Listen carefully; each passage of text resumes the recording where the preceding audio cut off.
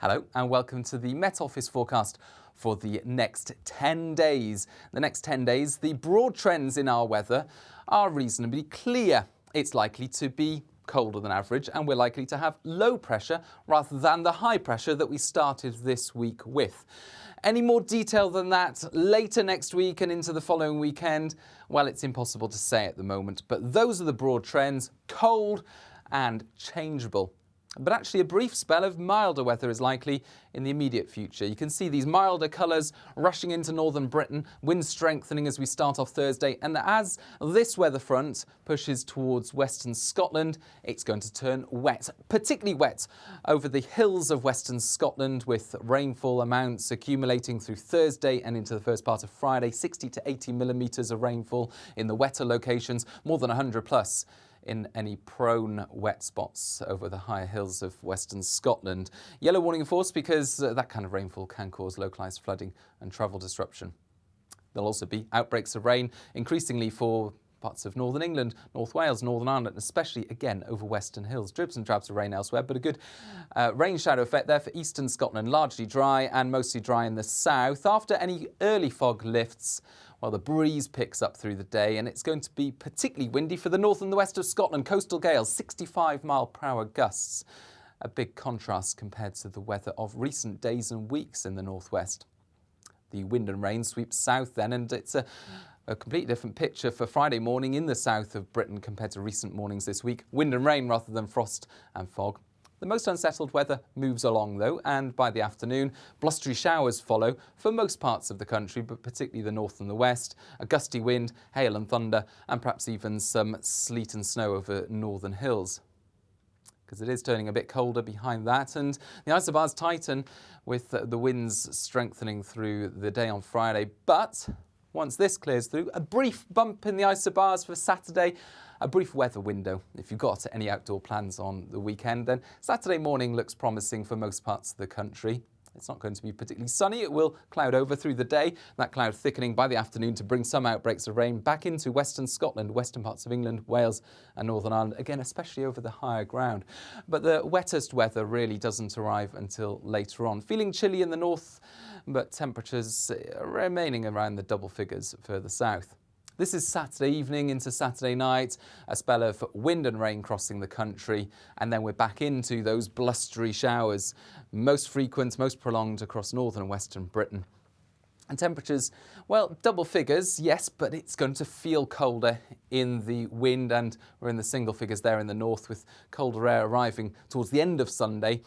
And with that wind strengthening as well as pulling in colder air, well, we'll likely see gales around northern and western and perhaps southwestern coasts, and especially around any of those livelier showers that will continue through Sunday night. In addition, because of the cold air arriving, you can see the blues there. I wouldn't be surprised if there's some sleet and snow to lower levels later Sunday into the north of Scotland. But yeah, that's how it looks on Sunday, this northwesterly chilly airflow. The jet stream by this stage diving to the south of the UK.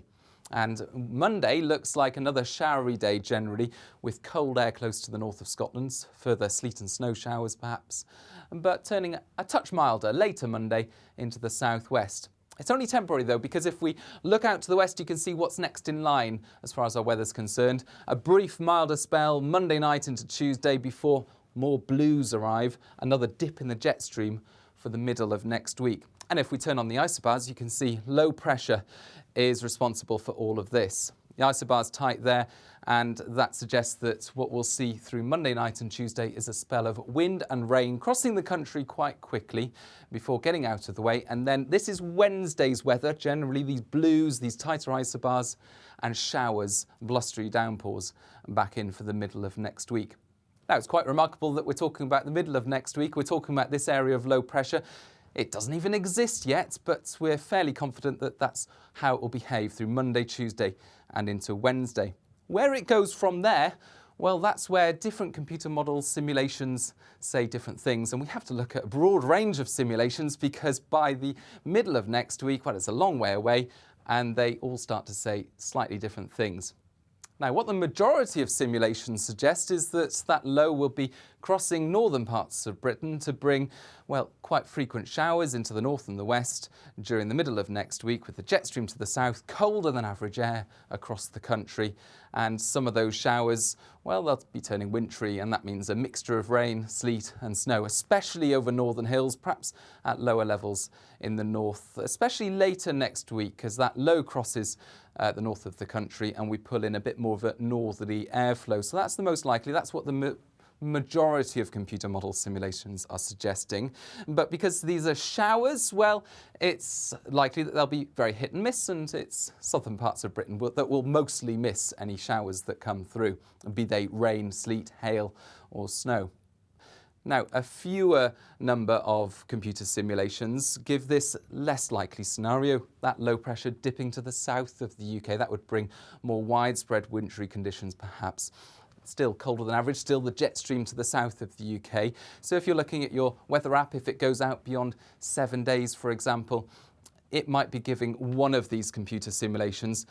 But what we need to do as meteorologists is look at the full range to give us an idea of what are the more likely and what are the less likely solutions for the end of next week. So what we can say, where the computer simulations are all agreeing, is that the jet stream will tend to be to the south of the UK.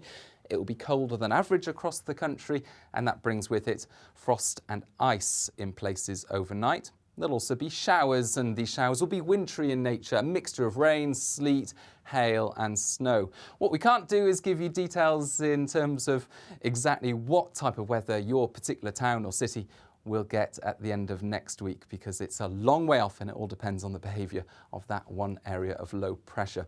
So stay tuned. We will keep you updated on all the details as we get closer to next week, and you can follow those updates on social media. Bye-bye.